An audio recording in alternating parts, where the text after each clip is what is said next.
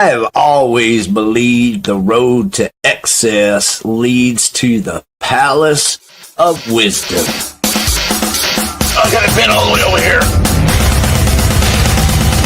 Please make your voice be heard.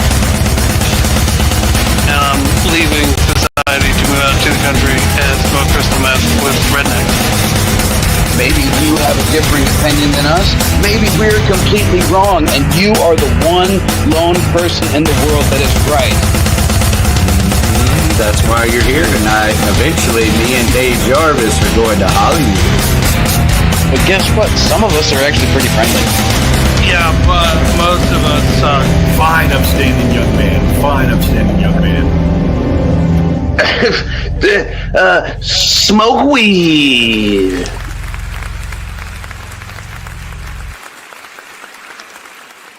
Mama. We're all Lakers fans now.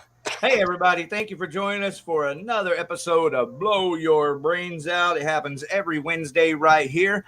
You can enjoy this television show from the convenience of your living room on your TV, and you can participate in the show with us here, right here in the chats like the hedonistic punk vatos, because they're punk. They don't give a fuck. All right, we're going to have a good time tonight. Hope everybody's ready. As always, here we got, I am Rick E. Warden, and coming up on board, the magical and mystical Dave Jarvis. Presenting those incomparable exponents of mellifluous melody, heartwarming harmony, and appropriate terpsichore, it's Blow Your Brains Out with Rick, Dave, and Ariel. Anyone accusing me of losing my perspicacity can suck a fart out of my acidity. Hello, Brainiacs. This is your weekend dose of, what do we got this week? Roaches, fleas, hookers, whatever. The reason that we're here to ask the question, is it sanitary to keep socks with holes in them in the off chance you might need to jerk off in them later? Always, I know, you'll be at my show. I also know when I'm not wanted, and that's when I'm needed most. So, folks, we're looking for the dirt, the real grime. We're going to be pulling all the garbage out of the can, stopping only to vomit, man. We're pulling out everything. Coffee grounds, grapefruit rinds, the various, and the sundry. If these local artists don't want people going through their garbage or saying they're gay, they shouldn't have expressed themselves creatively. So come on, everybody, let us laugh the laughter of the mutilated. And here is today's clickbait. In Washington, officials from the National Rifle Association met with a group of high school students this afternoon. There were no survivors. Speaking of which, on this day in 1994, Grace Slick was arrested for pointing a shotgun at police in her home in California. The singer was later sentenced to 200 hours of community service and 3 months of AA meetings. Yeah, let's see you and I get away with that. So what do you think? She was like hammered drunk, White Rabbit on full blast, singing into a shotgun like a microphone. Neighbors think some fear and loathing shit is going on. Cops knock on the door. Had enough fart bag? Feed your head. In local news, this just in, received a wiretap from Caleb Michael. Hey y'all, I have a band named Caleb Michael and the Arrested. We are out of Denton, Texas. Our bassist is having to take some time away from the band, 3 to 6 months, possibly more, and need someone to fill in for a little while. Need pro gear, go get 'em attitude, willing to travel, and harmonies are highly suggested. Go get Shoot 'em. me a DM if interested. Our band page is all caps CMATA, and that is Caleb Michael.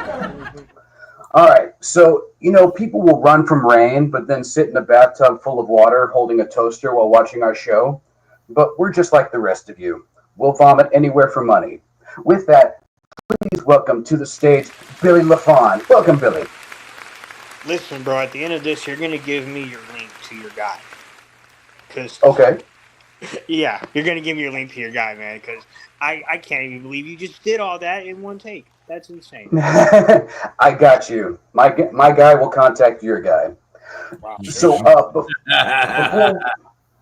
before we begin, may I just say thank you again for the glorious shirts that you managed to sell to me. They feel so smooth against my skin, almost sensuous. So you gave me a AC/DC shirt, a Cutthroat Conspiracy shirt, and a Dallas Metal Scene shirt. All of them are just so snug. So thank you, brother. Yeah, man. Everyone needs a Rail Club house band shirt. Yeah. And a "See You in Hell, my friend" shirt. Yeah. Love it. Yeah. What you rocking right there? Getting that off of me, dude. I had a lot of shirts to give out. That became a hobby. Sweet. When I got I had a lot of lonesome hangers that were very happy to meet my new friends. There you go. So for everybody out in the audience, Billy is from the band Skull Archer. You can check them out this weekend when they will be playing the Eat a Dick Fest up at Haltom with Hunt the Dinosaur. So fucking awesome. This is a benefit show, and honestly, I can't think of a nobler cause, dick eating. So tell me, how is the show going down, sir? So, yeah, to give some background for this is actually a benefit show for our buddy Brad Braden.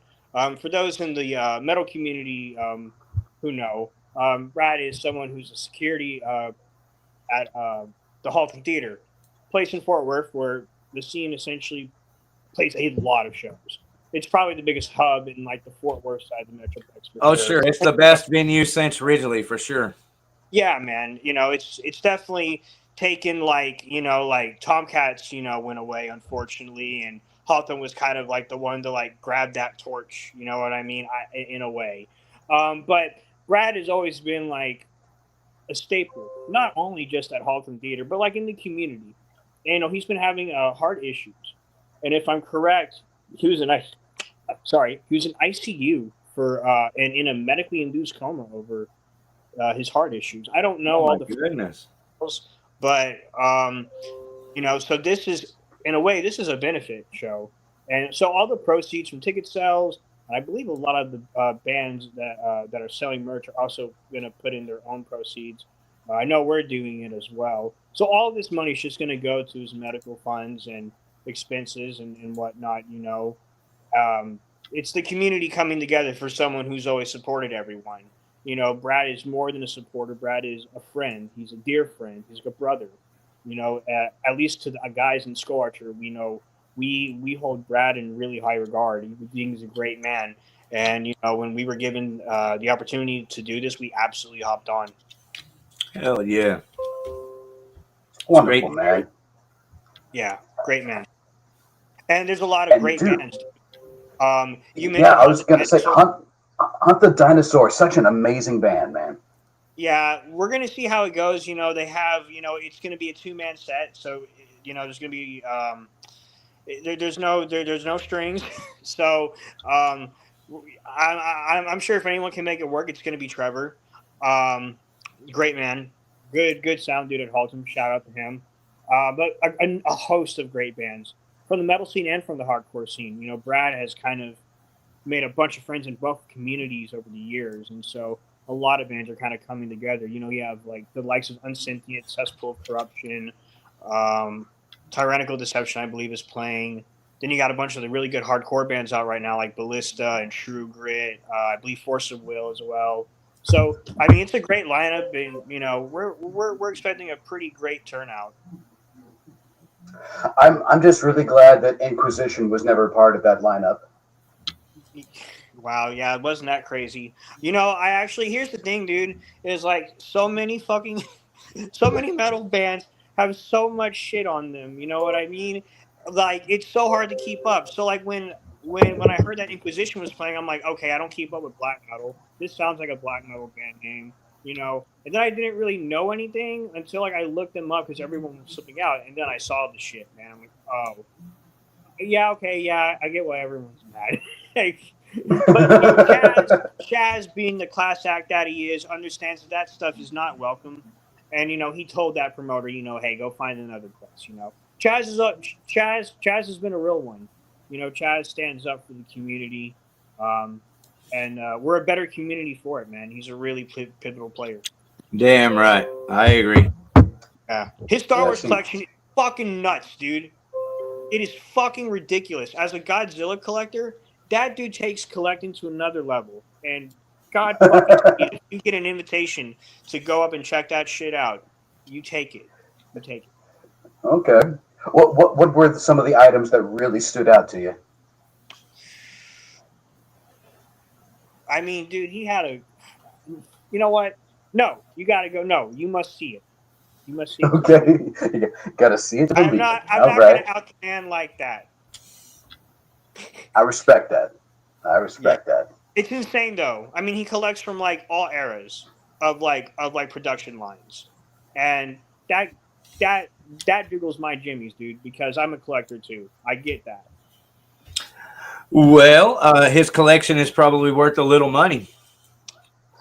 Oh, yeah, for sure, dude. Yeah, you know, if you I've got a friend, Jason Birch, that has collected everything, every Star Wars, everything from. So he has at least one of every Star Wars everything ever made in the package. I believe it. Yeah. I would absolutely believe it. Well, it's worth like $1 million or something now. It's crazy. Yeah, man. And he's not in a hurry to sell it because it just goes up in value, So, some of those collectors know what the hell they're doing. Yeah, I mean, you can even look at like mediums like fucking PlayStation 2 games. Some PlayStation 2 games right now go for hundreds of dollars online, and even at like old school game stores where you can find older games are selling games for that price, and these are only things that are like 10, 15 years old. So imagine you have like an original like Konami or original Bandai figurine vinyl that is sealed. Yeah, dude, from like the 60s, you're killing. You're killing. Yeah. Tell me, as a kaiju fanatic, do you think Godzilla has made better video games or Star Wars? I mean, yeah, there's not really a contest there. Star Wars takes that.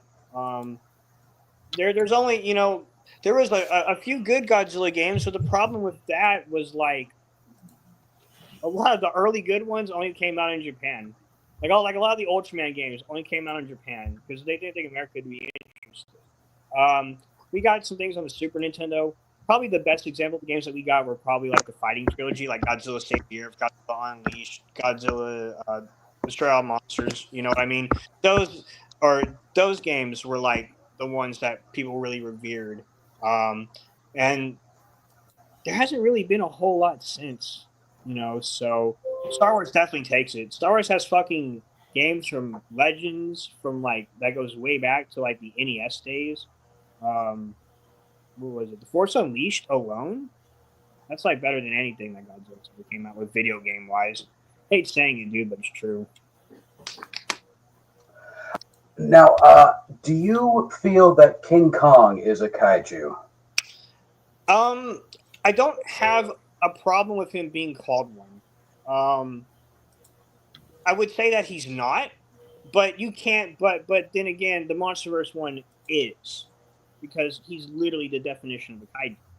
But not like Peter Jackson, not the original ones. But I mean, if they wanted to just categorize him in it, I really wouldn't care. I call Daimajin a fucking kaiju, and he's literally not a kaiju. It's in his name, Daimajin. So he's not a kaiju at all. But I call him a kaiju because he's fucking big. And he just smacks shit around.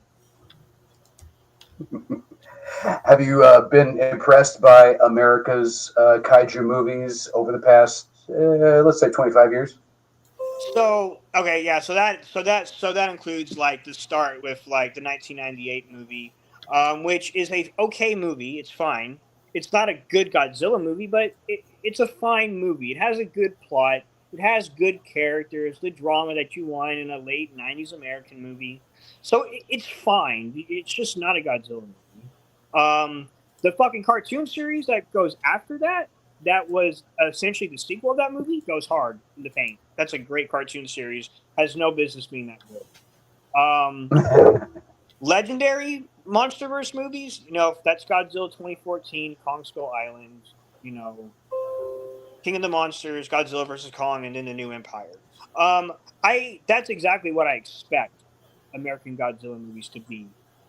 Crazy CGI, crazy ass, wild ass explosions. pretty dry humor and pretty like dry storytelling, but like they fucking go all out on the fights. Like that's what I expect out of an American Godzilla movie. So I'm not disappointed, but I kind of called it. And also Pacific Rim. We just don't talk about Pacific Rim 2, but yeah, Pacific Rim goes hard, dude. Guillermo del Toro is like an actual like fan of like like kaiju. He's always been a fan of like Gundam, and so he's a man who understands the culture, and that's why Pacific Rim was able to resonate so well with the kaiju community, in my opinion. No, I mean it didn't hurt to have Jax from Sons of Anarchy on there when he was It hot. doesn't hurt at all. You have good star power. You have a good story, a great concept. Yeah. Like two people controlling it. And these two people, they had to have a bond, except the main characters, because plot armor, and we need the bad guys to not win, because then the kids are gonna cry. But other than that, great movie. I love making kids cry. I mean, dude, like you gotta they gotta learn pain one way or another, dude, and maybe a good kaiju dying will do it. I saw Godzilla die when I watched Godzilla vs. Destroy, and I was like 11.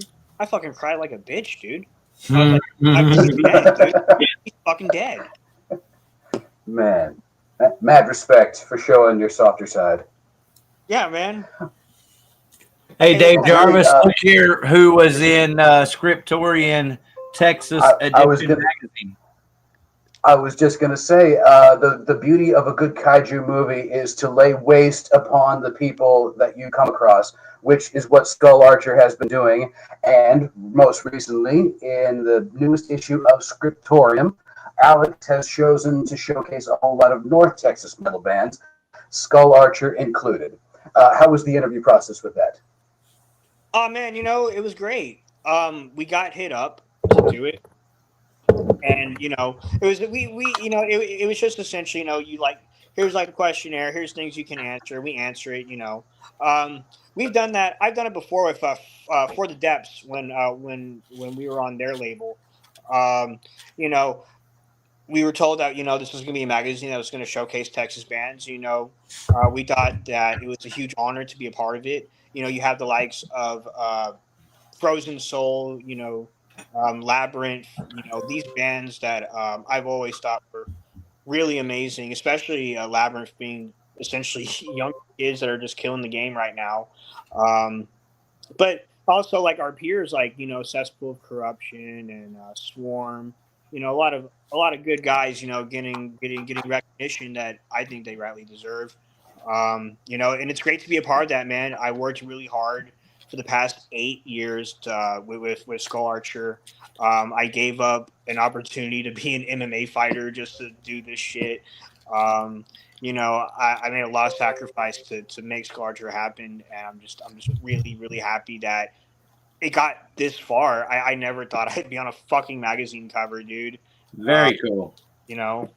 I'm blessed, man. I'm very lucky. I have a good crew behind me, Carlos and Clay. Carlos being like my right hand man. Okay.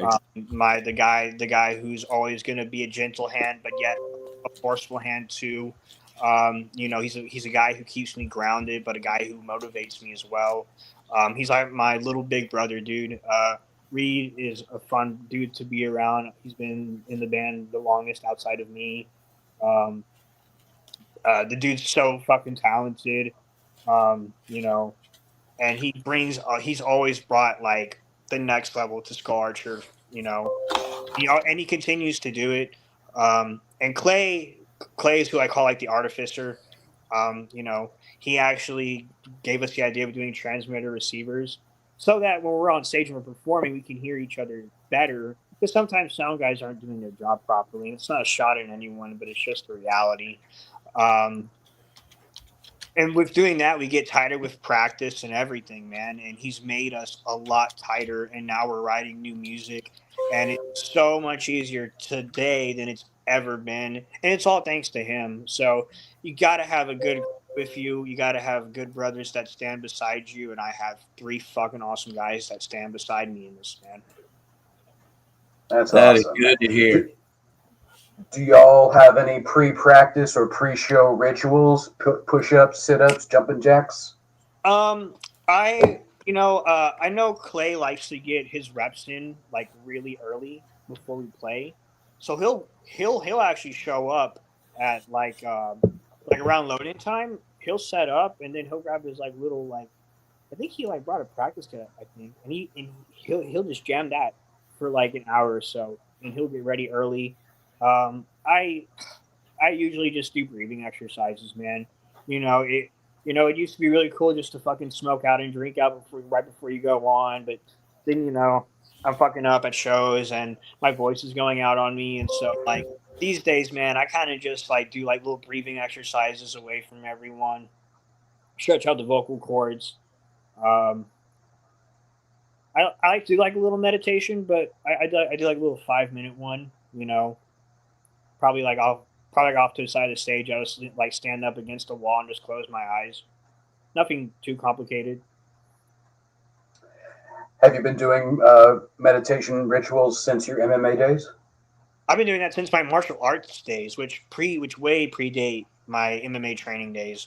I started martial arts at the age of 7, um, and so meditation kind of came into my life maybe like maybe when I was around a teenager. And like nothing crazy, dude. Like you don't have to fucking sit 4 hours under a tree, perfectly still, like some fucking romanticized fucking bullshit. You just sit. You can pop a squat. You can lean your back against the wall, close your eyes for 15 minutes, and just breathe slowly, and that's it. It's nothing complicated at all. Do it once a day. Um, but I mean, sometimes you slack off, you don't do it. But I try and keep it like consistent. It's really hard. So you don't ever try to like psych yourself up and think like angry thoughts before you get on stage? No, no, because I don't have any anger towards the game. Um, I'm gonna channel the emotions that need to be channeled. I love what I do.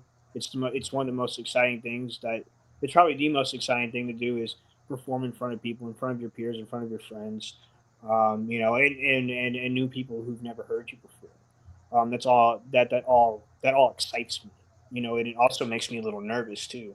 I get a little nervous before every performance. And I don't know why. I mean, but we all kind of get nervous before we do something that's like really important to us. Like you go talk to any MMA fighter, you know what I mean? They've done like people who fought for years in the UFC, and they'll still tell you like, yeah, you get nervous before you go in there. You know what I mean? And I mean it's a fucking fight, obviously, so that's on a way higher level. But I mean, like, you can talk to any fucking. I'm sure most national acts will tell you, like, before they get on stage for big festival shows or something. Even bands like fucking Sodom and like Demolition Hammer or Testament or fucking Cannibal Corpse are probably like, maybe having like a butterfly or two before they go on. But it's normal.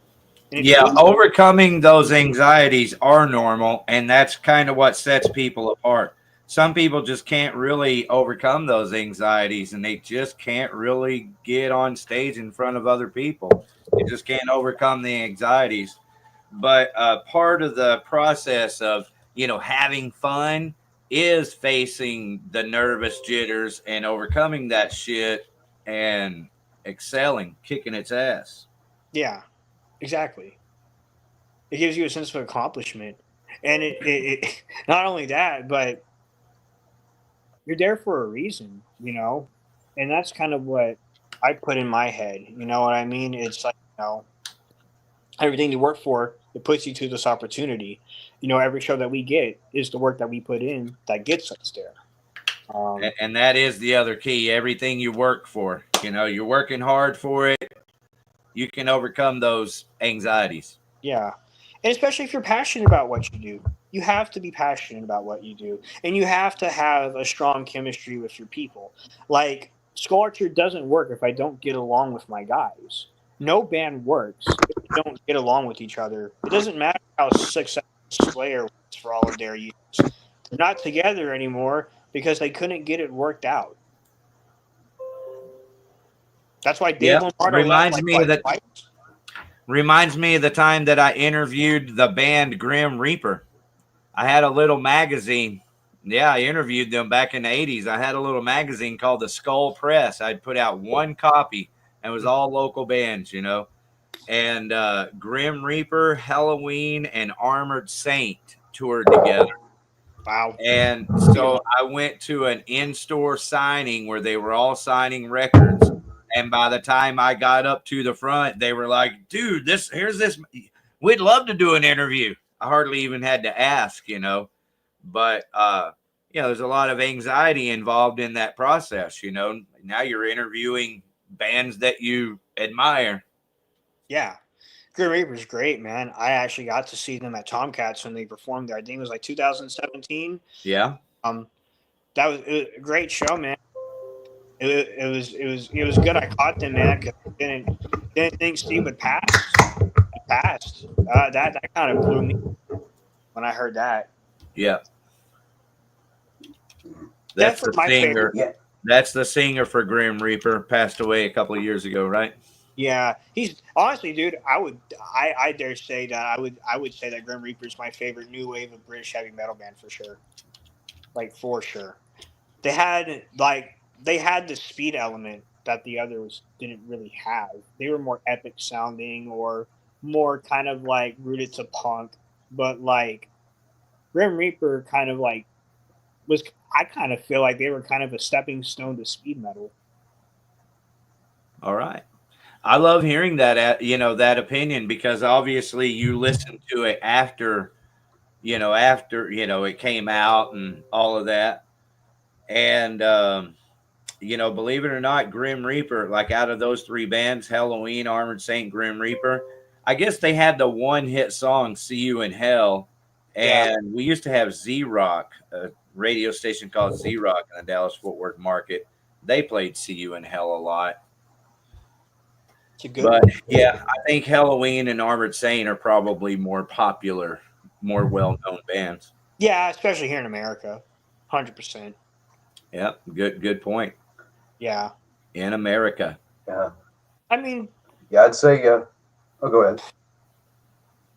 Yeah, I would think they're probably bigger in the UK, but that's probably about it. Well. So I was about to say a huge factor in pretty much every band is where you're from, and you are from Grand Prairie, which is actually where I'm from. So so yes, there's a whole lot to be screaming about in Grand Prairie, depending on which neighborhood you live in. So tell me about your years in Grand Prairie. Man, Grand Prairie's always kind of been like, pretty chill. I've always lived on the north side, man. So I've always been like the white kid. That explains it. Yeah, I've always been the white kid. And I'm just playing. And like so North Grand Prairie kids. Yeah, because it was like me and like all the Hispanics like lived around us. You know what I mean? So it was I know what you mean. We're like the token white family. But hey, man, that just meant that the grill outs were awesome. And the hangouts were always awesome because everyone just got along. So it was actually kind of chill, dude. Grand Prairie has actually always kind of been a little bit more chill than the other big metropolitan cities in DFW. I don't know why. I don't know what it is about this place. But I've lived on the north side my entire life. This house is like literally across the street from my grandma's house, and she's lived there ever since she moved here to Texas from Illinois. But I mean, is there anything really special about Grand Prairie for me? You know that area in downtown Grand Prairie, like where the Jack in the Box is, and they have that parking area that goes all along the south side of downtown there? Yeah. When we were teenagers, cars used to pack that parking lot, and we'd stay out there, all night, really. Cops didn't bug anybody. We were all teenagers having a good old time. Wow. Yeah, that definitely can't happen anymore. Mm-mm. Not no more. Different times. It used to happen in Arlington too. Kids, not me so much, but kids used to shut down Cooper Street most every Friday and Saturday night. I do have, I guess, a pretty wild story. All right. I was training. This is when I was training mixed martial arts. Okay. I was training in a gym, and with my teammates and everything. We're out in Arlington. I believe this is Arlington. Yeah, we were out in Arlington, and we were out there training, buddy's garage, and I got in a. I was sparring this one guy. We got into like a bit of a tussle, and it kind of got a little too heated. He like swung really hard at me. He had like a workout bench behind him. He like hits like he hits one of the dumbbells that's like sitting on the wall, and he cracks the fucking wall, and the impact like drops like another dumbbell that was like hanging above and like crack and like hit him on the head, dude. Like knocked him the fuck out. Gotta go and make sure that it was okay. He was like fucking dripping all over his floor. Damn. Back then, like when you were training for that shit, there wasn't really a whole lot of established gyms. Yeah, like the gym in Arlington, you had Moeller MMA out there in Deep Ellum, but Fortis wasn't like a thing, so there wasn't like a really huge spot for it. So a lot of people just got together at people's like garages and shit for like to like train for regional fights. So that's probably the most interesting thing probably I've done, because I've done that here in Grand Prairie too. But that's like on the south side of town where all the bigger houses are and shit. You know what I mean? Especially now, all those are like fucking huge. Yeah, I'm from South Grand Prairie, where all the meth explosions and cops that would arrest minors. That's where I'm from. Oh yeah, the Selena Gomez side of Grand Prairie. Yep. Yeah. Disney only swings through once a generation. Well, now we got Virgil Jr. and he's blowing it up right now. He's like a interim boxing world champion from Grand Prairie. Just won his last fight, defended his interim title. So, he'll probably be fighting for an undisputed world title soon. The kid's really good. I think he's like 23 or 24. What's the name again? Virgil Ortiz Jr. He's like 23-0 with like 21 knockouts. The kid is a tank. Damn. Yeah, man, he's really good. A lot of people say that he's probably maybe. I think he deserves a fight with Crawford, but it also could be too soon. It could be too soon, but if he gets one or two more in, he's undeniable at that point. Kick ass. Well, we wish him the best of luck. Hopefully, he blows up like Waco. Rick, do we have any Skull Archer in our possession that we may foist upon the people? The chats are asking for it, begging, even down on bended knee. Look here, real quick. Let's catch up on the chats. We got Jared of Kill House in the chats here. Thank you, Jared, for being here. We got Ray in the chats. We got Frozen Figo in the chats here. Fago. And we got Adam. Adam here. Adam says the Skull Press ruled, and then he says, I still have a copy, found it just a few days ago. And then skipping on down back here. in the day. It's got something to say Grim Reaper played the Texas Jam, one of them, huh? Had a lot of fun cruising Cooper back in the day. There it is, cruising Cooper, boys and girls. And the Trespassers will be on here in a few weeks, and we have Trespassers music to play during Blow Your Brains Out Radio. But right now, I am the fortunate recipient of some Skull Archer music. Here it is for your ears, Possessor.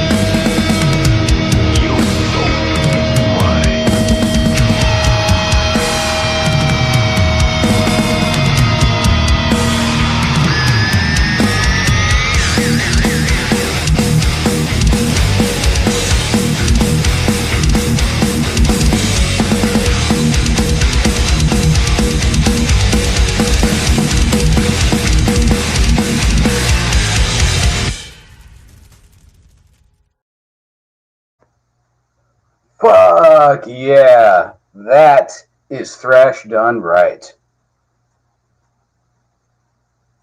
Excellent, excellent track. Did we lose him? That's too bad.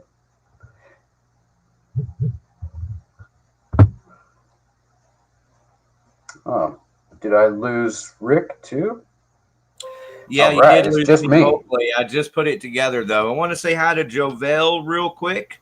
I do see that we are black screen on our guest here. Oh, okay. Gotcha. Well, you know what? When nature calls, one must answer. That is correct. So, if you would like to come back on the show, just come on back here. Um, he's it's still he's still there. It says Billy LaFond. Oh my goodness! Look who is actually here. Ariel, Yay! you doing? Hey, I've been waiting backstage forever. I am so sorry, man. I am not high enough or something. Welcome back, kiddo. How you doing? Good. I finally have a voice and I've been overcompensating, so I've been talking nonstop this week. Yeah. And now my voice is getting For tired all the time at work. for those that haven't been keeping track, Ariel has actually missed the last few shows because she was having her ears sewn shut from the music that we have been playing for the last few weeks. So we Yes. apologize. We're going to keep it loud, heavy, and sharp from now on. And I have a brand new song by Against All Odds to play later in the show. Very good. Billy, that was an excellent song, man. Thank Yeah. you, dude. I don't know what happened, but thanks. I appreciate it, man. Possessor was written. Carlos wrote Possessor. I'm the guitar player. I wrote down the lyrics for that. That was the single that we put out before we put out that EP back in 2023. That was the one that kind of got the ball rolling, man. So it's a fucking fun one to play live too, man. People eat it up. Badass. Well, we have one more song to play here shortly, so everybody hang on for that. In the chats here, Billy, the Trespassers, this is Kurt. He says, great track. So they're listening and enjoying. And now that Ariel has joined us, Ariel is with Against All Odds, which is another band that shares the same scriptorian issue as Skull Archer. So Yes. y'all should talk and share shows. I have no idea how the fuck we got on. No, I'm joking. Yeah.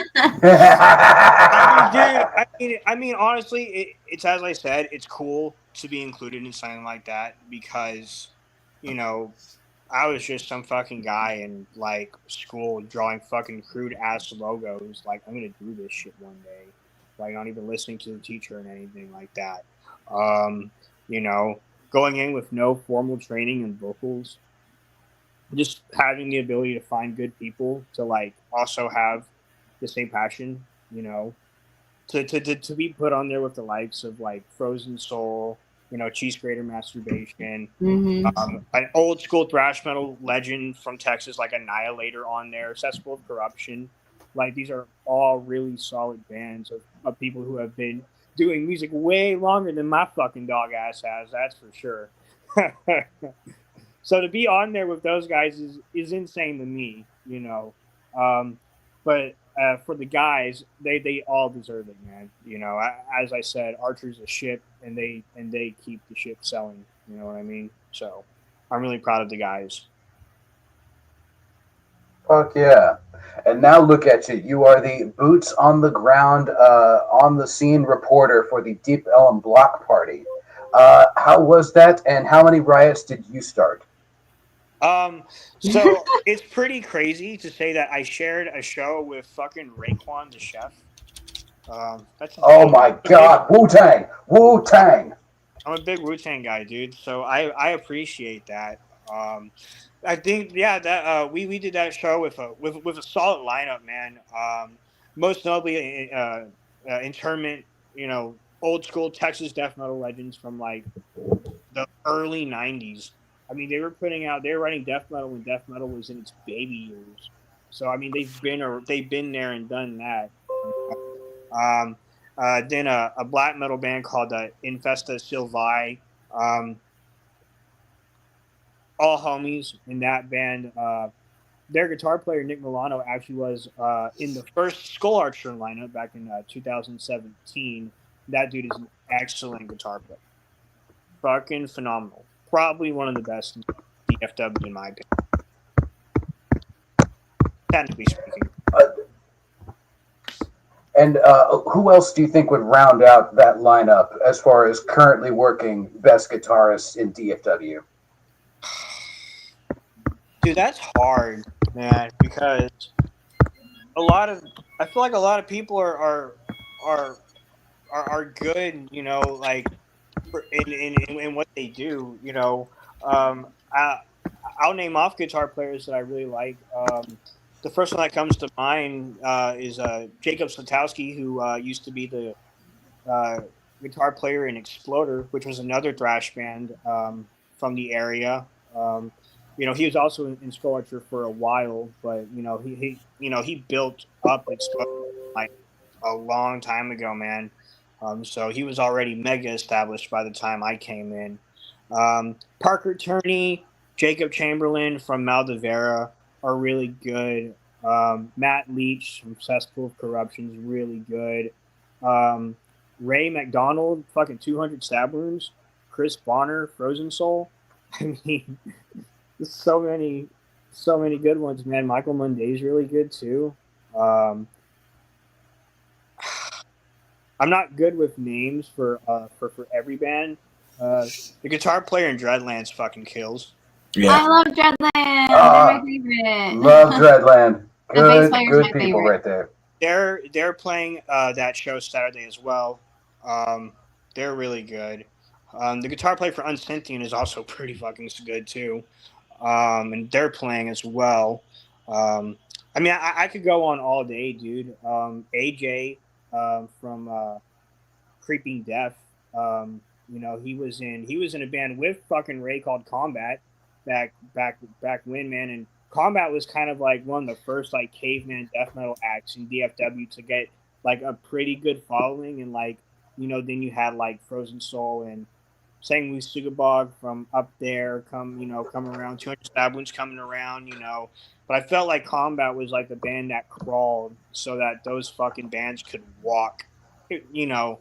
So, but credit to both of those guys too. But I mean, there's so many good ones, man. I could be here all night naming them. I really We're being the best thing about DFW is it's a big place, so there's a lot of talent, man. You know, Jacob Marshall was a guy who like fucking was just doodling in his fucking room and then just found the scene, and that he was like a fucking hidden gem, man.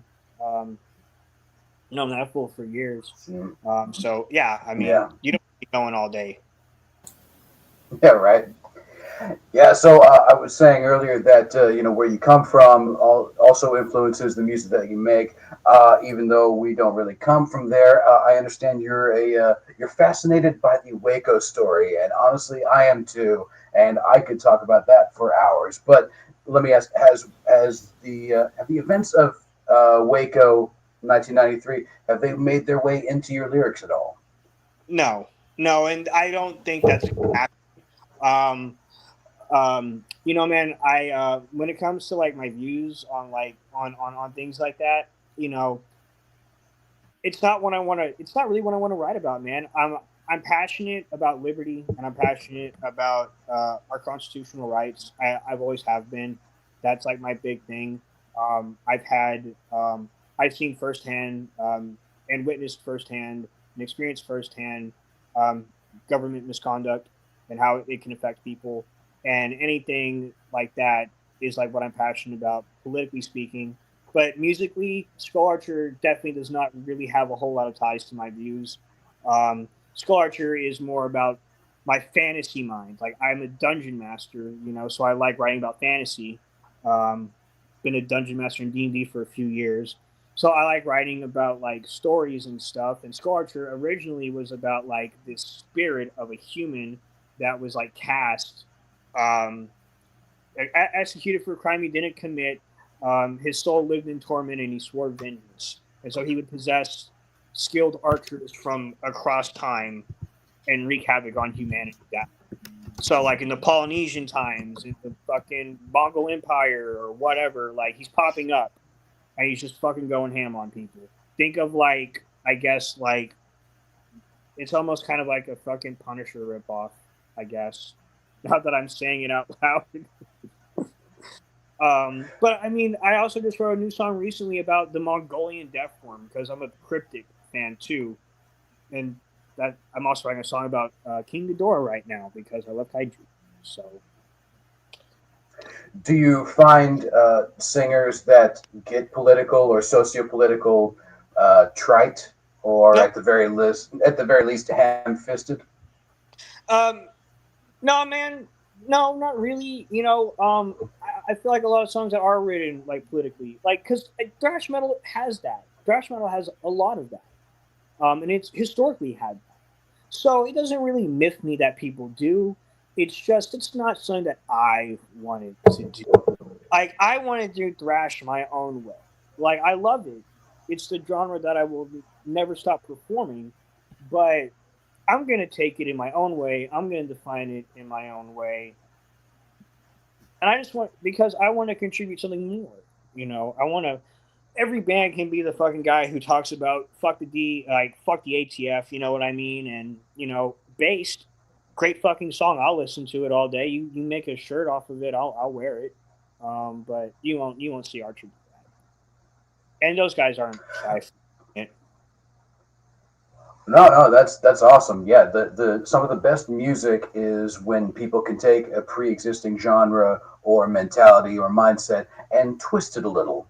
So I love that you're bringing in the fiction and the fantasy into I wouldn't say notoriously, but predominantly, you know, a lot of the thrash and speed metal bands, especially from the '80s, we're talking about, you know, the bomb and nuclear holocaust and, you know, Russia and, you know, the Cold War.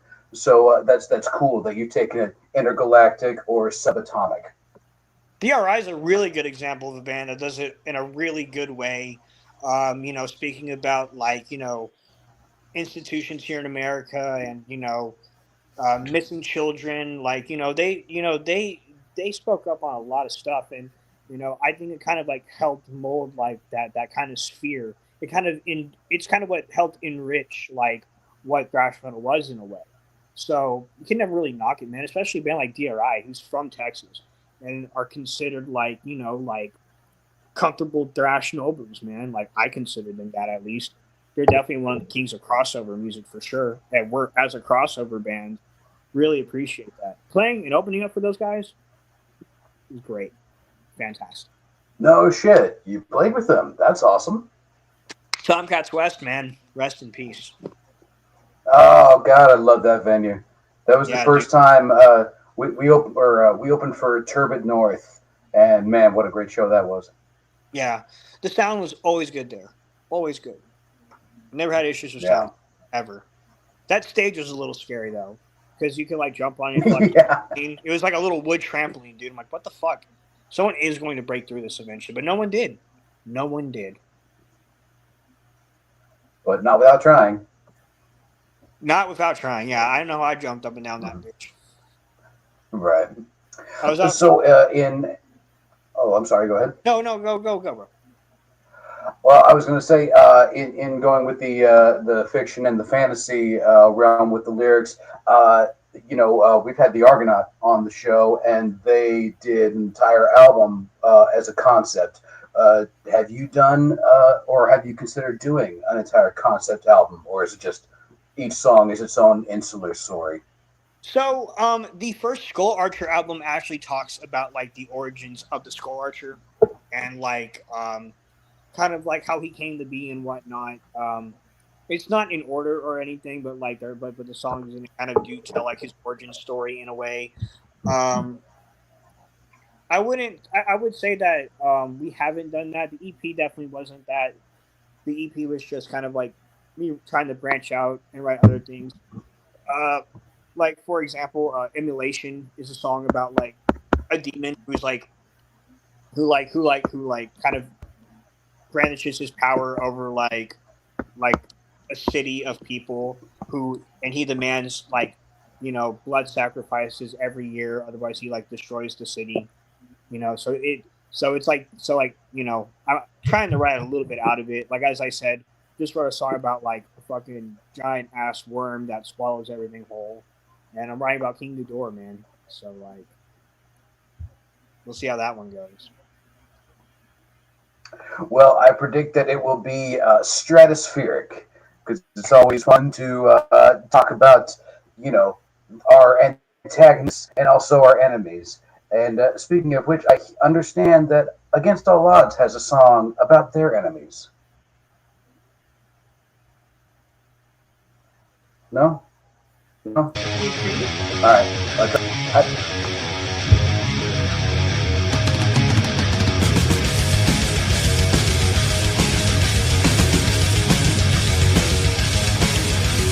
Come with me, I'll take you away to a magical, mystical place, running from this nightmare scene into the dream you wish you could.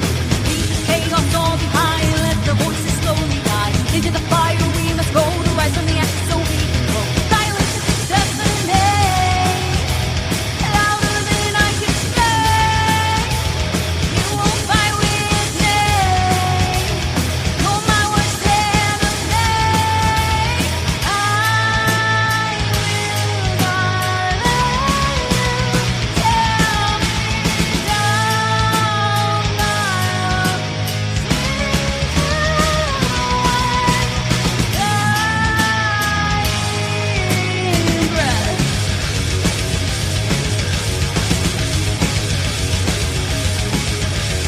Fortune the razor deep within, cut from the cloth of my sin. Not in my nature to let it go. I'm old remorse, I run the show. Then I'm a whole to survive. Become what you are, the sacrifice. Into the fire we must go to rise from the ashes so we can go. Silence is deafening, louder than I can say. You won't fight with me, you're my worst enemy.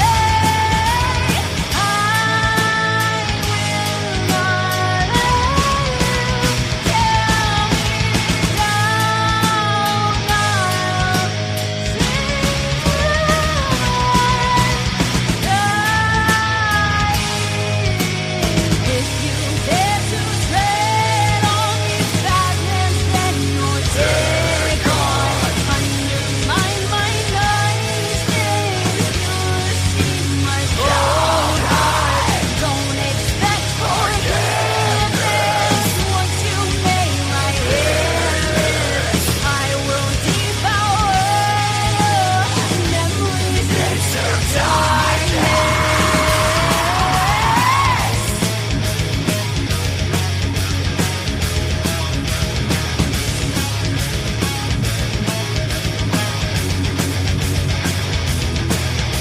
Your silence is deafening, louder than I can say. You won't fight with me, and you're my worst enemy. I will not let you tear me down.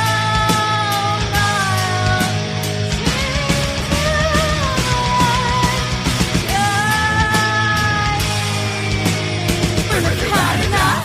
Scream if you had enough. Scream if you had enough. I scream if I've had enough. Scream if you had enough. Scream if you had enough. Scream if you had enough. I scream if I've had enough.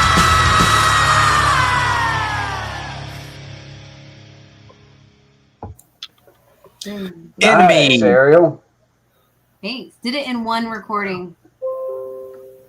Wow, very good. And is that the finished product, or y'all still tweaking?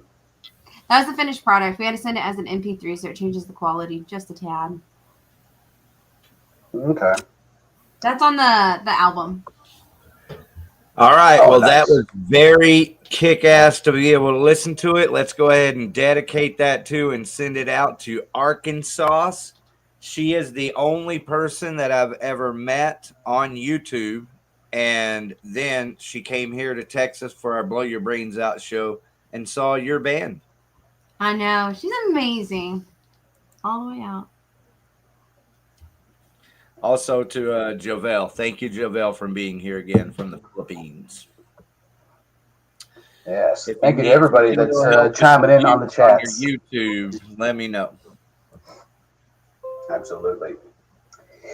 All right. So, Billy, past this weekend, what does Skull Archer and you in particular have in store on the horizon? So I'd say that after this show, man, we will probably go in and record a single that we finished tracking in our own jam room not too long ago. So we kind of already have kind of like a rough project that we're going to give this guy. You know, record a single, throw it out there. That's kind of the plan. Is to just like record like 3 or 4 singles like throughout the year, and just pop them off every couple of months. You know, these days albums don't really get as much streams and listen throughs because people's attention spans are shorter. Yep. So, you know, EPs was the way, you know what I mean? And now singles are the way because people just keep deteriorating, man. So the plan is just do a couple singles, man, maybe 3 or 4, toss them out there. First one we were going to probably record probably either later this month or I believe in sometime in April, like early April. We have a few shows on the horizon. None that I don't think I can announce yet because I haven't been officially announced. But I'm trying to get the hell out of here too. I'm trying to get out of the FW. I want to go play in Houston, San Ann, Austin. You know, at least just get out of here. You know, expand Skull Archer. You know, Hell yeah. You know, like I just want to play Hell yeah as I can, dude. Like that's all I care about. It's not about I don't care if Archer gets signed, if we ever get signed to a label or tour the fucking world. I don't care. I just want to go to different places, different cities, meet different people, and perform, man, and show them what I think thrash metal is. That's always the goal. Absolutely. And you're showing the people how it is done, which is really what people know or want to know. They want to know how it's done because, you know, younger kids, they have an idea of heavy metal, but they don't really know. Well, I mean, so it's up. I mean, you know, maybe they do, maybe they don't. I'm not really that judge, you know. I welcome anyone who wants to come in, you know, if they're curious about this stuff. You know, I had my cousin, you know, from Paris, Texas. He came down here for some shoulder work, you know, because he had some really fucked up shoulder issues, and so he's down here getting that taken care of. And then he's also working for my pest control company on the side while he's doing it, so we can, you know, he can have some money in his wallet. But you know, he's a fucking country boy, man. You know, Kenny Levins and all that shit is all he knows, dude. He likes some rock and roll. He likes some heavy metal like Metallica. So, I've been driving this guy around as he's been helping me with work, man. And I fucking introduced him to Slayer. We've been listening to a fucking whole Slayer discography, you know, and we fucking listened to Hell Awaits. Dude, Hell Awaits changed this man. It, like, changed this man. He was like, Billy, I tell you what, I really like this Slayer band, man. So anyone can have a heart for it, man. Anyone can find a love for it, man. My cousin's over 50, dude, and he's fucking loving this shit. Like, as if it was like he's having the same reactions I had when I was like 12 listening to Slayer. And it's beautiful, dude. It almost brings a tear to my eye. That's great. Now, are they a fan of new Slayer? You know, Skeleton Key and whatnot. So so I don't know what you define as new Slayer, but we have listened to the latest being Christ Illusion, and he liked Christ Illusion. That's from 2006. I like World Painted Blood, so I can't wait to show him World Painted Blood. I wasn't a fan of the last album, but I'll still show it to him and see what he thinks about it. But I told him we're going through Sodom next. That's like my all-time favorite. Yeah, I remember growing up where our heavy fans or our heavy listening friends in high school, they were more punk influenced and more punk enthused. So they were always Undisputed Attitude friends or fans, and I mean it's good, but I don't know. I'm more a fan of Divine Intervention. Yeah, fair, fair. I like Japanese punk a lot. That's probably my favorite, like punk scene. Like Laughing Nose, like Balzac. I'm a big Balzac fan, man. They're really fun. I think they do horror punk better than the Misfits. Just saying. But then again, Are there any? Mhm. I was going to say, are there any shows coming up that you can't wait to see? You already got the tickets and you're ready to mosh. so man, I was going to go to Hell's Heroes, but I decided that I wasn't because I wanted to try and go to G Fest instead in July. So, and I also put down the money to build this bedroom behind me. So I had to say no to Hell's Heroes, unfortunately. But Gamacide is going to be playing in Halton Theater next week. I'm going to go to that because they're going to play what they're going to play at Hell's Heroes. So if I can't see them at Hell's Heroes, I'll go see them next week. I believe Cavalera is going to be here too around the end of March. Um, I fucking love me some Max Cavalera and his brother, man. So I'll catch that one. That Carnifex show got announced with Suffocation and Devourment. So the great thing about Carnifex headlining is I can leave early. I don't really mess with Well, that. good for you. Beat the traffic. Yes, sir. That Halton Yeah, Theater. I just started. Yeah, that's rough. All of like 30 cars. Yeah, I started reading Max Cavalera's autobiography, My Bloody Roots, and it's quite interesting. I mean, I'm still in the formative stages. Like he just did Bestial Devastation, but that dude had a crazy, wicked life before he started getting into playing guitar and playing heavy metal. And it's really I don't know. There's something really cool about people that have like a very tumultuous upbringing that it just peppers their music. Damn, dude, you surprised me. Metalheads also know how to read. Holy shit! We're surprised Touche, too. LaFond. I, Touche. I have Randy Bly's book, Dark Days, a memoir when he was in prison in the Czech Republic. That was a pretty good read. Yeah, pretty good read. I would definitely recommend that one if you haven't hopped on it. I will. Yeah, man. It's pretty good. There's a lot of like musicians who like wrote books. I kind of want to get Dave Mustaine's book just because I just want to read it in his voice out loud. Chapter 3.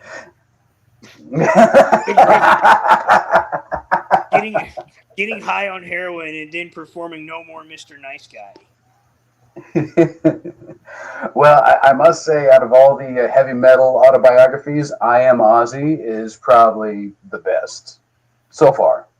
Holy, I'm sure that one is going to be the best because that fool has a lot of shit to talk about, I'm sure.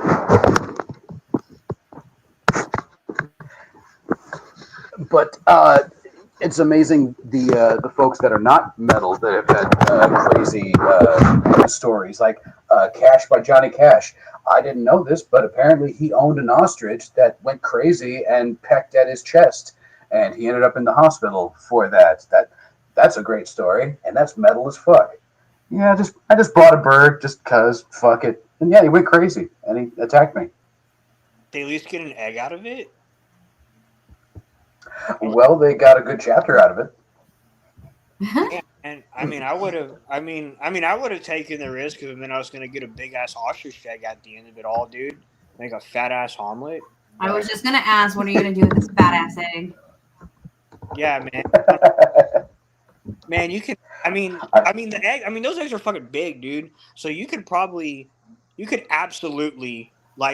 probably grill like 2 fucking steaks and cut them up and just throw it in there, dude. And it's gonna be just enough, probably. I don't know. Them bitches are big. I will name him George. George Foreman. That's a good. That's a good name for an ostrich. That's a good name. Like really big animals being named basic human names. There's just something about that. You know, it's funny you say that because my cat Tina, I took her into the vet years ago, and they were like, "Tina, that's such a human name," and I go, "And Annie isn't. Annie's her sister." I was like, I don't know. But George, yeah. Yeah, I have a client who has like a fucking big ass mastiff, like a Tibetan mastiff. It's like a 185-pound dog, and his name is Tom. I just fucking love that dude. His name was just Tom. Tom. Why Tom? Or was that his name already? I mean, No, he named him Tom. He just straight up just named him Tom. And I'm like, you know what, dude? Honestly, that's better than getting a Chihuahua and naming him like Godzilla for sure. but is it that lame? Not that lame. I wanted to name Annie Xena Warrior Kitty, but that was X-named, so. I just named my dog Brody, and I have no idea where I even got it from. I just looked at him and I just said something out loud. I'm like, you know what? That works. Brody's a pretty dope name. Yeah. Yeah, I think Brody, I either think Mallrats or I think Jaws. And either way, you got a winner. Oh, damn it. You know what? I'm going to use Jaws now. If people ask, I'm going to say Jaws. All right. And there's his brother Quint. And there's the shark. There's the shark. His name is Bruce. That's Finding Nemo, isn't it? No. Wait. Is it Finding Nemo? The big ass shark? That big motherfucker? Bruce, yeah. And my name's Bruce. Fish are friends, not food. Yeah, that's right. I was about to say a I shark. I don't know about all that, but I do know the name of the shark on Jaws was Bruce, according to Steven Spielberg. Oh. Yep. Okay, yeah, that's awesome. Okay, well then that's why they named the big great white and Finding Nemo Bruce. Yeah, I was gonna say there's got to be a coincidence there. Yep. 100. Jaws is a good movie. Yeah, classic. That's a basic given right there. I had my one of my clients had the soundtrack on vinyl, and it was like a fucking nice ass ocean colored like vinyl, like blue with like a lot of white wake in it. Looks fucking clean. It's pretty cool. I always thought jellyfish were really dope. We're talking about oceanic creatures. Man, that should be something I write about, dude. Because there is a bunch of shit down there that we don't know about. Like they say, like the ocean, like 90% fucking undiscovered. Yeah, that's fucking insane, dude. That's scary. That's actually terrifying. We can't reach those depths, and we're worried about the ocean. But think about space. I mean, that is forever. Shit, we know more about we know about more about our own solar system, which is crazy. Mm-hmm. But that's also just because telescope technology is just insane right now. Just go hop in like one of those fucking auditoriums and just fucking one little turn that way, one little turn that way, and you're at the fucking ass in the Milky Way looking at some random rock that's just chilling by Pluto. Yeah. The ocean does. It's no longer a planet. It's no longer a fucking planet, right? Is it? No, it's what is it? Gas giant, I think. It's downgraded. So basically, me after I eat Taco Bell? Yes, that is exactly it. And I'm going to tell you this, as I have told people on this show many, many times, never ever eat Taco Bell the day that you have to perform live on stage, because it will end disastrously. Just saying. No, dude. Your boy drink a hot cup of tea. Yeah. What kind of tea do you drink? This isn't gay, I swear, but it's called Throat Coat. Yeah. I have Throat Coat. Yeah, it's a good tea. Yeah, it's great. Yeah. What was the last one I picked up? I think it was like the lemon impasagia or whatever the fuck that second word is. That's really long and confusing. I don't know. But it was good. I like really the Celeste Tension Tamer one. There's no caffeine in it or anything, but it's got like B vitamins and stuff. So it's like good for energy. Yeah. I mean, shout out to Travis Willis, the vocalist currently in Crimson Glory, who they're going to be performing at Hell's Heroes later this month. I actually went to him to like, hey man, I want to get my vocals to the next level, and he's a guy who understands vocal techniques really well, and he was actually the person that recommended Hot Tea to me, and so I did like my research. I asked other vocalists in our community, and a lot of them turned me on the throat coat, and so shout out to Target. I guess I hear the prices are going to go up for Target in general. My brother was telling me that anyway today while we were working. If that's the case, I need to hurry the fuck up and I need to go buy like 6 packs of it right now before they go up in price. Shit. I have a $15 gift card to Target, but we don't have one out here in Forney, so I think the closest one is like 30 minutes. Oh yeah, no, y'all just got that fucking Walmart, right? Walmart. Well, we have Kroger and we have Brookshire's that's been there forever, and we just got a Tom Thumb. I used to service a burger restaurant out over in Forney. I forget the name of it. But was it like deeper into Forney? Burger House? Nah, I wouldn't say it's deep into Forney. It's off that freeway. That I'm now driving like 80. It's off of 8. It's not too 80's far. terrible. 80's Yeah. good. Yeah, it sucks. I forget the name of it though, but it was like in a plaza, and it was like across the plaza was like a karate dojo or some shit. Oh yeah. Yeah, whatever it is, it was pretty good. They had like Bluebell fucking ice cream, which if you're out in them sticks, man, Bluebell is the religion of choice. So, yes. Yeah. My mom just got an HEB in Carrollton. She swears by HEB ice cream. She's like, it's way better than Bluebell. And I go, you're not a Texan anymore, Mom. I don't know who you are. Man, you know what? My hot take is I'll go to Brahms and grab Brahms. Oh, we have a Brahms, thank God. Yeah, that bag of burgers is a life fucking saver, dude. Like that like the paycheck's a little low. I can't go out and grab something fancy while I'm running this route. So you grab a bag of burgers, it lasts you all day long. Yeah. Yeah, Brahms is a score, man. You can pick up bread, milk, sodas. Their sodas are only 2-liter sodas are $2. That's fucking crazy, dude. Yeah, I mean, honestly, that's why I like do a lot of my meat shopping at like Mexican grocery stores. That's me being in Grand Prairie is like badass Mexican grocery stores at every corner. That's stretching it a little bit, but Brahms I can do. No, I'm kidding. You can pick up good street tacos at those Mexican street corner stores. Oh yeah, you can, dude. And sometimes some elote. Yeah, there's like there's like one of those grocery stores to me where I can grab I can get like 3 pounds of skirt steak for like $8. It's insane, man. Yeah. We so I live out here in Forney, and we used to be in Terrell, but there are a lot of good places out here. And then when I grew up in Carrollton, we had a Mexican meat market down the road. They sold the sweetbreads. They homemade them there. Yeah, man, they're good. Man, Carrollton's blown up right now with the Asian food scene. Yeah. The whole community's over there. It's wonderful. Yeah, I used to service a couple of the restaurants out there. I still service some of them. There's a bunch. Like I've kind of like wrote a list down of that shit, like what I want to eat over there. There's just so much. I think they're about to open up another Korean barbecue over there too. There's a lot of them. That shit slaps. Yeah. I always wind up talking about food, guys. I'm sorry. I love food. I can fuck with food all day long, dude. I'm there for it. Like being a route worker, you kind of have to like okay, I'm in this area at this time of the day, so like okay. You probably find a little cool hole in the walls too. Yes. Straight nothing. There ain't nothing like finding a good little spot that only you know about. Mm-hmm. Yep. All right, coming up on the next episode of BYBO Foodies.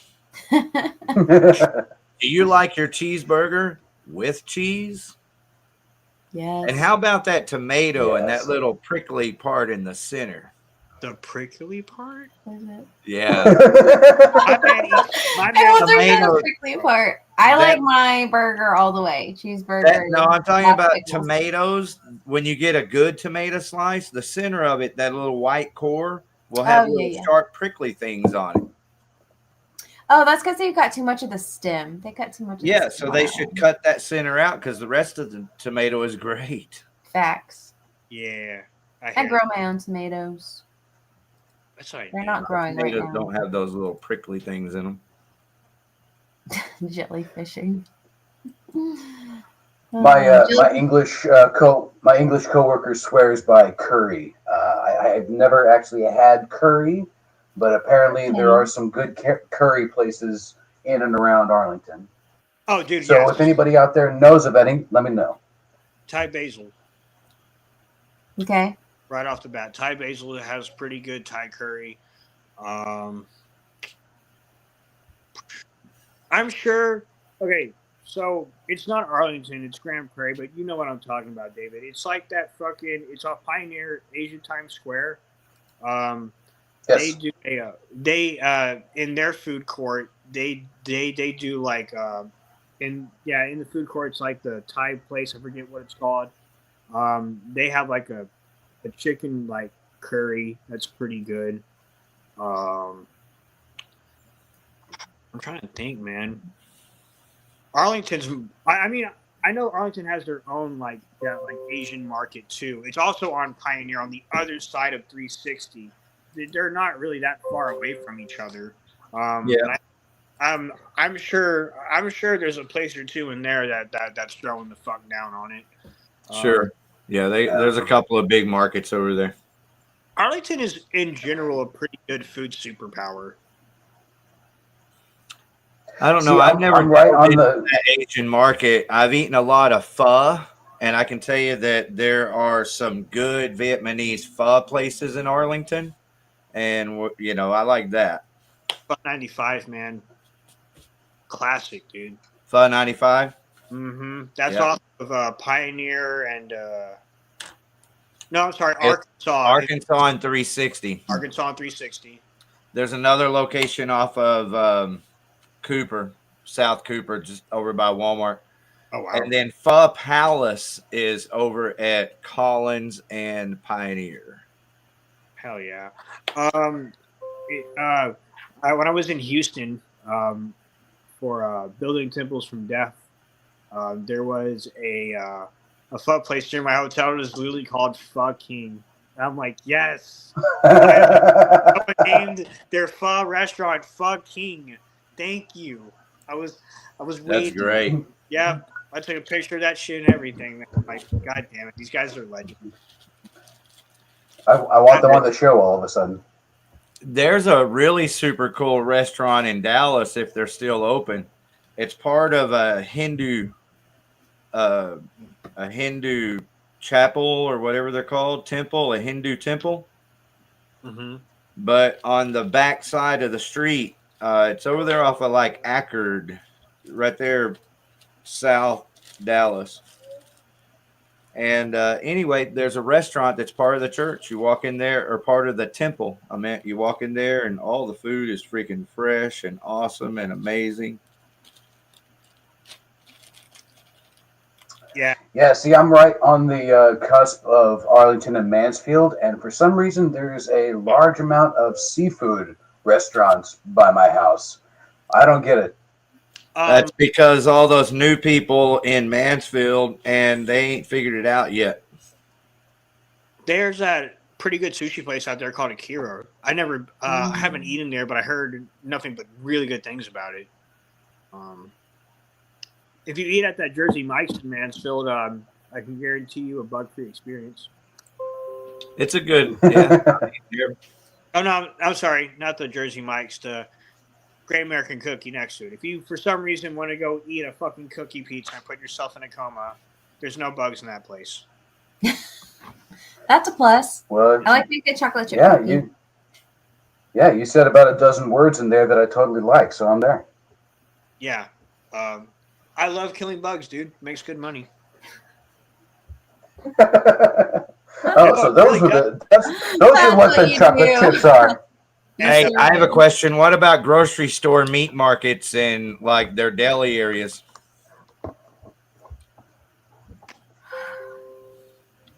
Dude, Albertsons is pretty hard to pay with theirs. I'm not gonna lie. Like their deli's pretty crazy. Their little deli selection, rather, is pretty crazy. I don't prefer their deli. I prefer Kroger's. Kroger's has boar's head meats, and they Yep. keep it separate from fish. Everyone else, like Sprouts, everyone else that sells boar's head meat, they keep it in the same refrigerator as fish. That's weird. Yeah, it is weird. Now, it's not all their fish. It's just like some salmon patty, some different things, and Yeah. I don't go for that. I think Kroger's does like sushi too, right? Or something. Yeah. Free sushi most of them do. samples. That's Ours crazy, has free sushi samples. man. I went to Aldi's like the first time, and like I grabbed like a bunch of birria, man. Put it like in like a kind of like one of those like deep baking pans. And just threw it in the oven for like almost like 2 hours 45 minutes. Man, I was pulling that bitch apart with a fucking straw with how tender it was. Yeah, Aldi's goes pretty hard. It's a little bit cheaper too than your average grocery store. So if you forget shit, you don't want to go right out to your expensive ass grocery store. And Aldi's is a pretty good place to pick up what you really missed out on. All right. The best deal going right now on a meal is Chili's. Chili's has a 3-for thing where you can I get the cheeseburger and fries, and then also the chips and salsa and a drink, all for it's like 11 and change. So if I pay 15, I'm giving my waiter $3 and some change. So I feel okay with that. Yeah. Chili's lunch is a pretty spectacular thing, man. And it's not like it's like a chips and salsa per table. It's like everyone gets a chip and salsa of their Yeah. own. That's like some big back shit, dude. Yeah, it is. $15 to walk out of Chili's like with a good meal like that. Yeah, that's important to me. Damn right. 100. Because if I go through the drive-through at any hamburger place, it's going to cost me $12 or $13. Mm-hmm. Yeah. With all these like, and I'm not getting chips and salsa with that. Yeah. With these rising prices, dude, I think to make my lunch more and more often, man, than I used to. I'm a pro at that. The trick on that, again, back to that boar's head meat. Kroger's has free boar's head mayonnaise and mustard and all that shit. And I just buy a loaf of bread or a few rolls there, throw that meat on there, use their mayo mustard. I've got a better sandwich than what I could buy at Jersey Mike's without the lettuce, Yeah. And, I enjoy it, and it's cheap. Yeah, for sure. Some places are the place you go to after you get the big check. And then, like, that kind of dwindles down. And then you're like, okay, well, kind of hit that dollar menu. Dude, the big check for me is Chili's. Shit. There you go, bro. There you go. My checks are only that big. Yeah. Shit, I was going to say, who still has a dollar menu? Nobody, dude. No one. No. You can do the Not buy even one, get one $1.10. free at McDonald's. It's $1.25. You know what I find funny now that Subway finally does have a $5 footlong again, but it's a fucking cookie. It's not a sandwich. It's a fucking cookie. It's a cookie. Yeah, man. Like, I don't know why they just started doing, hey, footlong cookies. Here you go. And yeah, it's crazy. Gotta be a lot of cookies. Man, I mean, like my mom brought home one of them. And man, I had maybe like 2 bites of it. And I'm like, okay, I'm going to tap out. I'm going to die if I eat more of this. It felt like that. Now they have like an Oreo one. And it's just like filled with like cream, man. It's like, dude, we're all going to be rolling downhill. We're all just going to be rolling downhill after all this shit comes out. Because my ass is going to go try it. Yeah. I mean, shit. The American way, dude. Eat all the craziest creations they make. Did you try the Reese's peanut butter cake or cheesecake at Chili's? Y'all talked about Chili's. I have not tried it. That's actually really good. I was really surprised. Okay. I'm gonna have to hit it now. Yeah, my checks aren't that big, Ariel. I don't do dessert. I don't normally do dessert. My husband and his mom are big sweets people, and I'm just along for the ride. Yeah, I get it. Yeah. And I took a bite and I was like, oh dear God. I have to have like half of this. Yeah, that shit's crazy. Have y'all been to Twin Peaks? Their dessert's really good too. I love Twin Peaks. Their happy hour bomb. Yeah, I love their drafts. It's the coldest drafts at like sports bar. I go to the one here in Grand Prairie for UFC pay-per-views, and it's great. Yeah, the food's pretty fucking good too for a sports bar. It's like this is what Hooters should have been. Yeah. Although I'm not too fond of hair in my food half the time because they wear them all down and I'm like, I don't think I can ever say, hey, this is someone's hair, because I have so much fucking shit that like it's like, no, I'm just gonna say it's gonna be my hair. And yeah. Well, my hair is purple, so I know it's sure as hell not mine when it's like blonde or auburn or something. Yeah. Man. Oh, anyways. Good food. Their cheesecake, that cinnamon toast crunch cheesecake is really good. That brownie's really good. Everything's good. I don't think I've had a bad thing there yet. Except for I did have a salad once that was really brown. I was like, this isn't a salad. This is like 3 days old lettuce. Man, you know, Chili's has like a salad in their menu. It's just a bunch of rice. Yeah. I forgot what it was called, but I was like, yeah, I'm going to get a salad. You know, I thought I was being healthy. And I just get a shit ton of like, there's like some romaine lettuce in there, like some dressing. And then it's just a bunch of rice. And I'm like, damn, dude, this is a salad? All right, so here's the quick cheat on the salad is go to Kroger again, get your favorite bottle of dressing, splurge, get you something you really like. Go out in the parking lot or any nearby field and pick dandelion, because dandelion are growing like fucking crazy right now, and some henbit, and you got a salad, motherfucker. And you'll feel it too, like you'll be feeling better later that day. Gonna flush your shit out, man. Yeah, it does kind of flush your shit out, probably, you know, your first time around. I don't know. I've been consuming dandelion for 30 years now. But I would imagine it would. But more than anything, dandelion is a leafy green plant. It's filled with minerals and nutrients that are vitamins that your body needs the most. And so what ends up happening is that it cleanses your blood and it strengthens your blood. So you don't have to diet. It's nothing like that. Just add dandelion to what you're already eating. Just go pick you a couple of leaves up and eat them. Or, like I said, put some ranch dressing on them. Hidden Valley is going to be all over this one. We've had a lot of name drops. I feel like we should gain sponsorship from this video. Can we like take little snippets? I'm curious to know what AI is going to do. StreamYard has a new feature, has multiple new features, but one's an AI feature that cuts this up into shorts, 60-second shorts. So it's going to have a good time with all their sponsors. Yeah, well. Speaking of all the food, because I feel like we're really good at talking about food. Are we interested in talking about some bands and some shows coming up? Yes. That's great. It's gonna be 20 shorts about food. There's the only reason why I'm segueing like this is because there is a Dick Fest coming up. Well, before we do that, would you like to hear one more Skull Archer song? Absolutely. Fuck them. Fuck yeah. I think the world would too.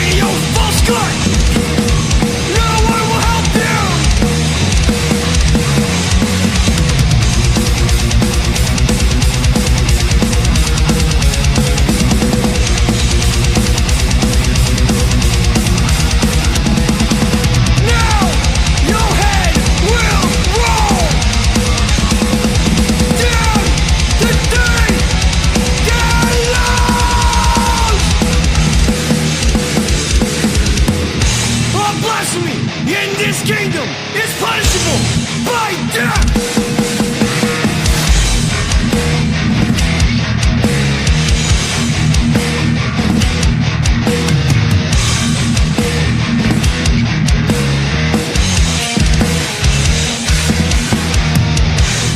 Your new home, 6 feet below. Your new home, 6 feet below.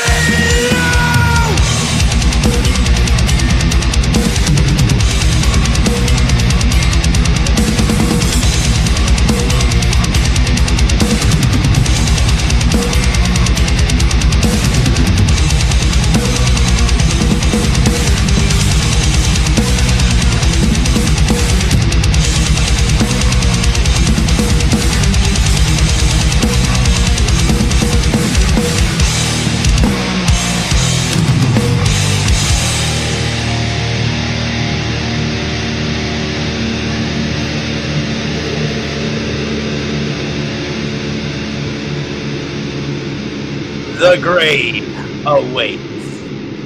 That's great. Skull Archer. Love it, dude. Thank you so much, Billy LaFond, for sending me those songs. I'm honored. Thank you. Ah, man, hey, dude, thank you for playing it, man. Thanks for having me on. You know, as I said, dude, it's awesome to do shit like this, man. I love to spread my message. I love to spread my music, dude. Any opportunity I get to do it, I'm going to do it. You know, this Saturday, man, is going to be great. You know, eat a dick, benefit for Brad. He's my boy, you know, good friend, good member of the local music community out here. It's all about supporting him and making sure that we can help him out with everything that he's been going through, man. I love it. I love it. Eat a dick for supporting Brad. First band goes on at Right. 5. I believe that's not sentient. Scorcher goes on around like 6:40, so we're going on pretty early. But I have no problem with that. I have zero problem with that. I want to chill on it for like the whole night. So I don't have a problem going on at fucking 6:40, dude. Let's go. Like, we just got to get there early, man. Get there early because I throw down. We're gonna show off the new one. We're gonna set the tempo for the night for sure. Hell yeah. Oh, I don't doubt that at all. So before we get into the concert calendar, I just want to end this by saying thank you, Billy. And also, I leave you with this one final question. Billy LaFond, how would you like to be remembered? Say it one more time. How would you like to be remembered? Wow, dude, why are you going so fucking deep, bro? Don't overthink it. Dude, I really don't care what people think on me, man. If I'm gonna be, if I'm gonna be remembered by like the people that like I care about, I just want them to think of me as like a guy who just loved, was passionate about what he loved, because that's what I feel like I am. I am a man of passion. Skull Archer has saved me from a lot of things. Martial arts has saved me from a lot of things. Kick ass. Everything has steered me in a proper direction to where I can get fulfillment out of my life. And so, if anything, I would just like to be remembered by those that I cared about for being someone who's just passionate, and someone who extended that passion to the people that he cared about. As for the rest, who cares? You know what I mean? I'm a guy doing my own thing, man. I'm chasing my shit just like anyone else is. The only difference is I talk aggressively in a microphone and I say fuckers a lot on stage, and I also say cheers. If I have a beer and we're performing, I fucking say cheers like 13 times in the set, dude. So I'm there to set it up. Well, that's what's up. Cheers, fuckers. Thank you, Billy. You are wonderful. And please, don't be a stranger. Come back anytime that you have something to promote. We would love to have you on, if only for 5 minutes. For sure, bud. I'll be happy to do it again. You just hit me up, and we can probably make something happen once more, all right? Yeah. Fucking A. Thank All right, you, everybody. Billy. Check out. Yes, problem. thank you, Billy. Everybody, check out Skull Archer and many, many more amazing bands this weekend at the Haltom for this amazing benefit concert. If nothing else, give of your time or give of your money, but it's all for a worthy cause. And so, yes, we are all in this together. Yep, $10 will get you into the show. You can give more than that if you want. A lot of bands will have merch deals, and going on those merch deals can also help because they will also be donated to him as well. To Brad, $10. Yeah, $10 gets you in. First band goes on at 5. Follow Skull Archer on Facebook and follow us on Instagram as well. I don't go anywhere else because it's too much bullshit. Will you tell my face?